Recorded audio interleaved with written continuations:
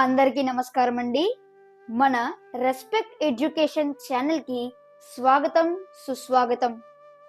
చిరిగిన చొక్కా అయినా తొడుక్కో, కానీ ఒక మంచి పుస్తకాన్ని కొనుక్కో అని శ్రీ కందుకూరి వీరేశలింగం పంతులు గారు చెప్పినట్లు, ఒక మంచి పుస్తకాన్ని అర్థం చేసుకుంటూ చదివితే కలిగే అనుభూతిని మాటల్లో వర్ణించడం సాధ్యం కాదు. దాన్ని ఆచరణలో పెడితే అద్భుతాలను సాధించవచ్చు. విద్య అనగా ప్రవర్తనలో కలిగే మార్పు. విద్య అంటే కేవలం తరగతి గదిలో బోధించే పాఠ్యాంశాలు మాత్రమే కాదండి. మనకు ఆనందంతో పాటు నీతి, నిజాయితీ, క్రమశిక్షణ వంటి అలవాట్లను పెంపొందించి మనలోని వ్యక్తిత్వాన్ని సంపూర్ణంగా వికసింపచేయగల ఏకైక సాధనం విద్య మాత్రమే. అటువంటి వ్యక్తిత్వ వికాస కథలను మీకు వినిపించి ఆనందింప చేయాలన్నదే నా ఈ చిన్న ప్రయత్నం. ఇక ఈ రోజు కథలోకి వెళ్దామా? ఈ రోజు కథ పేరు మంచినే చూడు.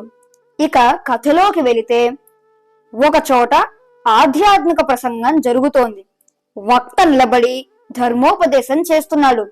వక్తను గౌరవించే రీతిలో నిర్వాహకులు ఆయన మెడలో ఒక గులాబీ పువ్వుల మాల వేసి ఉన్నారు. ధర్మోపదేశం జరుగుతున్న ఆ సమావేశానికి ఇద్దరు మిత్రులు వచ్చారు. వీరు శ్రోతల మధ్య చోటు చూసుకుని కూర్చున్నారు. ప్రసంగం 30 గంట సేపుగా సాగుతోంది. వక్త మెడలోని గులాబీ మాల నుండి గులాబీ రేకులు ఒక్కొక్కటిగా ఊడి నేల మీద పడుతున్నాయి.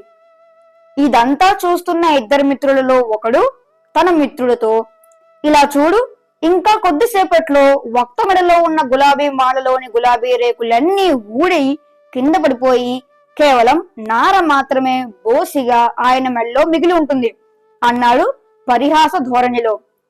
అది విని రెండవ మిత్రుడు, అలా కాదు, ఆయన మెడలో ధరించిన మాలలోని గులాబీ రేకులన్నీ తమను ఆత్మ సమర్పణ చేసుకుని శ్లాఘిస్తున్న రీతిలో ఆయన పాదాల మూల వాలి ఉంటాయనడం సబబుగా ఉంటుంది అన్నాడు గంభీరంగా. పై ఉదంతం సానుకూల చింతన వైఖరికి, ప్రతికూల చింతన ధోరణికి చక్కని ఉదాహరణ. దేనిలోనైనా మంచినే చూడడాన్ని మనం అలవర్చుకోవాలి. అది అన్ని విధాలా యుక్తంగా పరిణమిస్తుందనడంలో ఎలాంటి సంశయమూ లేదు. ఓకే ఫ్రెండ్స్, మరో మంచి కథతో మళ్ళీ కలుద్దాం. అంతవరకు సెలవు.